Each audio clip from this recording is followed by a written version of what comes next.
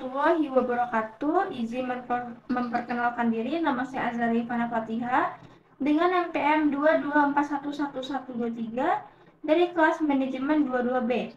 Di sini saya ingin menjelaskan materi mengenai empathy map. Pengertian empathy map adalah alat visual yang digunakan dalam proses berpikir, desain, untuk memahami dan berempati dengan pengguna.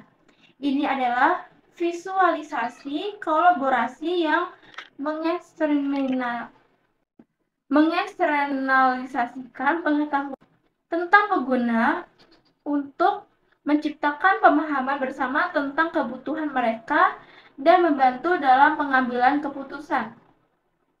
Peta empati dapat digunakan untuk mengkategorikan dan memahami penelitian kualitatif, mengidentifikasi kesenjangan dalam pengetahuan saat ini, menciptakan pesona, dan bertindak sebagai sumber kebenaran sepanjang proyek untuk melindungi dari bias atau asumsi yang tidak berdasar.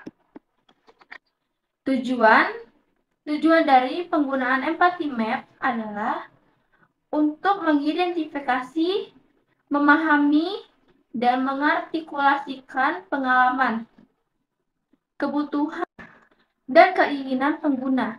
Ini bertujuan untuk membantu tim UX dalam mengembangkan produk yang sesuai dengan kebutuhan dan minat target pasar.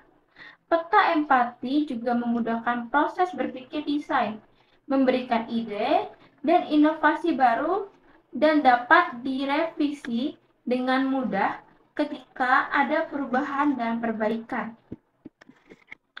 Empathy map sebaiknya digunakan dari awal proses desain yang dilakukan dengan pertama, menyelami segmen pelanggan dari model bisnis, kedua, mengelaborasikan persona pengguna, ketiga, menangkap perilaku saat mewawancarai pelanggan, keempat, membangun pengguna dalam cerita pengguna. Adapun variabel dalam empathy map. Pertama yaitu say, berisi apa yang pengguna katakan dalam wawancara atau studi lainnya. Kutipan kata demi kata dan saling dari penelitian. Kedua, think, menangkap apa yang dipikirkan pengguna sepanjang pengalamannya, yang biasanya tidak tersampaikan di kuadran say. Mengapa mereka tidak menyuarakan? Apakah mereka tidak yakin, takut, atau sadar diri, atau sopan? Ketiga, do's, mencakup tindakan yang dilakukan oleh pengguna, apa yang dilakukan secara fisik, bagaimana mereka melakukan hal tersebut. Keempat, feels, keadaan emosional pengguna, apa yang membuat user khawatir, apa yang membuat pengguna bersemangat, bagaimana perasaan pengguna tentang pengalaman tersebut. Adapun langkah-langkah penggunaan empathy map. Pertama, langkah 1, mengumpulkan data, penelitian yang relevan, persona menggunakan langkah yang berbeda-beda, tim dan kompeten. Kedua, langkah 2, pilihan template empati yang mencakup 4 kuadrat. Langkah ketiga, empathy map setiap persona berbeda-beda. Setelah mengidentifikasi pelanggan, mana yang ingin Anda beri empati, tentukan situasi, kebutuhan, dan tujuan mereka. Langkah keempat, lakukan uji pengalaman pengguna, memahami bagaimana rasanya jadi konsumen, kumpulkan informasi detail terkait 4 kuadran. Langkah kelima, buat daftar dari apa yang mereka dengar dari kerabat, media, blog, dan lain-lain.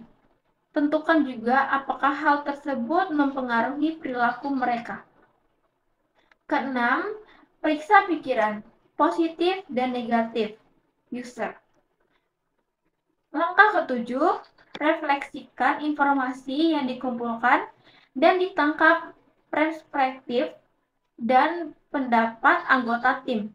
Gunakan mind mapping untuk mengatur ide. Yang terakhir, fungsi dari empathy map adalah sebuah alat visual yang digunakan untuk memahami pengguna dari produk. Dia menggunakan pada tahap empati dalam proses berpikir desain.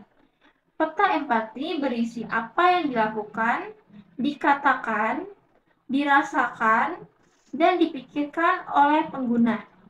Ini juga dapat digunakan dalam proses wawancara pengguna, diskusi antar desainer produk, dan untuk membuat pesona peta.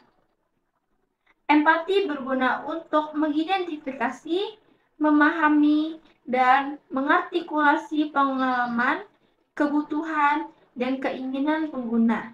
Dia juga memudahkan proses berpikir desain, memberikan ide, inovasi baru, dan dapat direvisi dengan mudah ketika ada perubahan dan perbaikan.